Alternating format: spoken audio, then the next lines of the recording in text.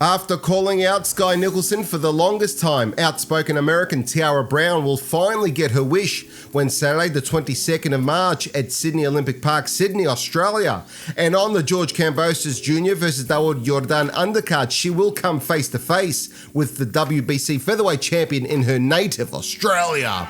While Nicolson was calling out Amanda Serrano, a fight that has practically zero chance of ever occurring now, with Serrano competing in many divisions above the 126-pound limit and unlikely of coming back down to featherweight. Brown, on the other hand, was busy on social media trying to finagle the Nicolson fight.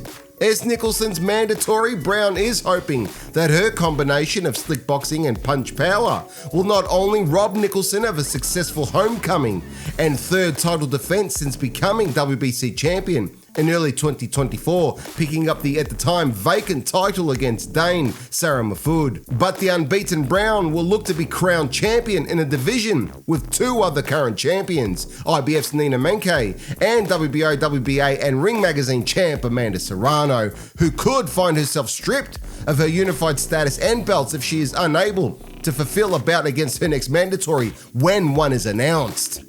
Working behind a busy long jab, Brown comes forward on her opponents looking to pressure them, but she remains defensively vigilant for the most part by shifting into space away from an opponent's offense.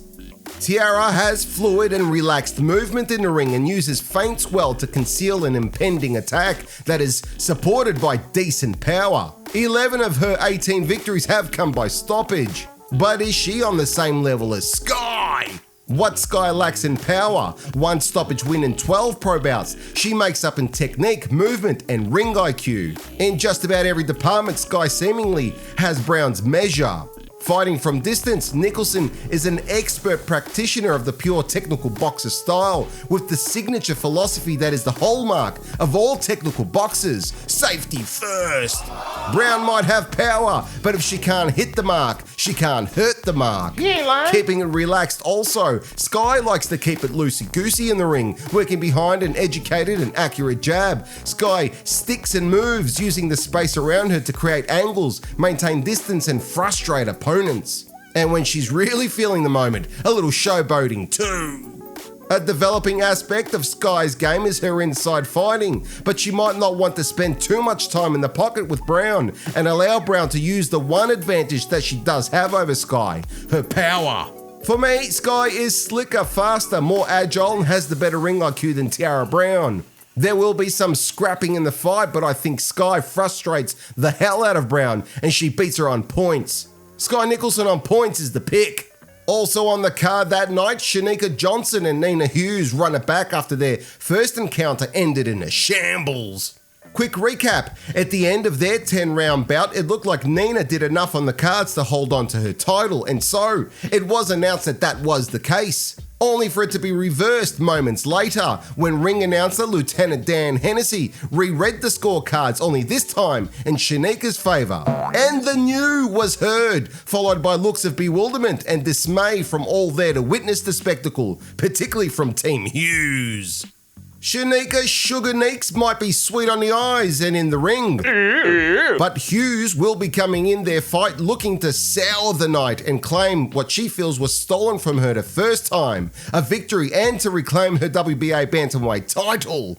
And I think she can do it. Cherneka is well balanced but more boxer than puncher, and what we saw from her in their first bout was Sugar applying pressure and walking Hughes down in order to engage with her.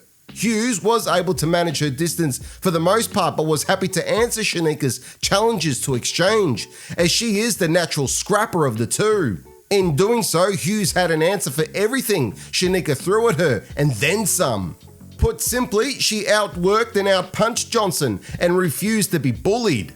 Despite not having much power and being much older than Johnson, Nina, at 42 years of age, has a good engine on her, and whether Cherneka tries walking Nina down again or opts for Nina to come to her and to box and counter her, I think Nina will outwork and out-hustle her to scrap out a points decision that will rightfully go to her this time. I think Nina eliminates the memories of the last bout to become WBA bantamweight once more. And finally, the main event, George Kambossos Jr. takes on Indonesian veteran, the 37-year-old Daud Yordan. Yordan has mostly faced tin cans with some notable exceptions. He stepped up in competition when he faced two-division champ Robert Guerrero, but the fight was ruled a no contest draw after 2 rounds due to a clash of heads. The fight was never revisited. Another level up in competition was former WBA lightweight champion Anthony Crolla. The Mancunian proved too good, however, and beat the Indonesian conclusively on points. I feel like both Yordan and Kambossos Jr are not at any threat at this stage in their careers of conquering the boxing world, but I like the moves that Kambossos is making with regards to potential future fights with American fighters, and it seems that George is definitely a player to some extent in the lightweight or super lightweight game. Anywhere around these weights could see Kambossos land fights with Gervonta Davis or a rematch with Teofimo Lopez if Lopez stays at 140. Ryan Garcia is another ex-sparring partner. The online back and forth sledging between these guys is a great segue into potentially setting up a fight, and so the Kambossos name still carries some value. Of course, he still needs to get past Daud Yordan. I suspect that he will, and he might even stop Yordan. George hasn't stopped anyone in a while, so this might be the night. These are my picks. Thanks for watching.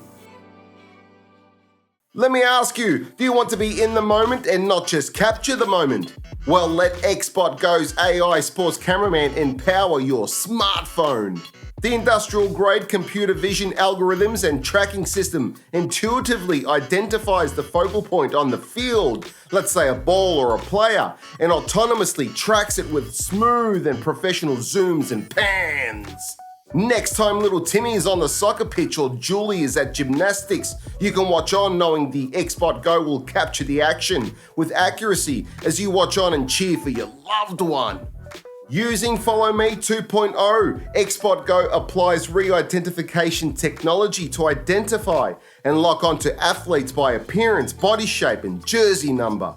It's great for sports like soccer, basketball, hockey, football, rugby, lacrosse, and so much more. Activate Follow Me and record yourself as you train, then watch it back for some analysis. You can even live stream, and the XbotGo app allows you to edit your content as you go, with up to 20 gigabytes of storage.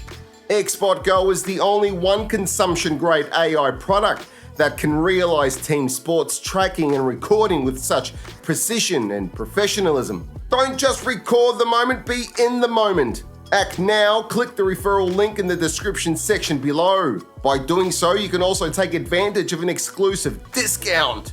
Don't forget to also check out XbotGo's official website for more information on their products, accessories, and the latest XbotGo news and updates. Thank you for watching Pound for Pound TV. Please remember to subscribe and hit that notification bell for future updates. See you in the next one.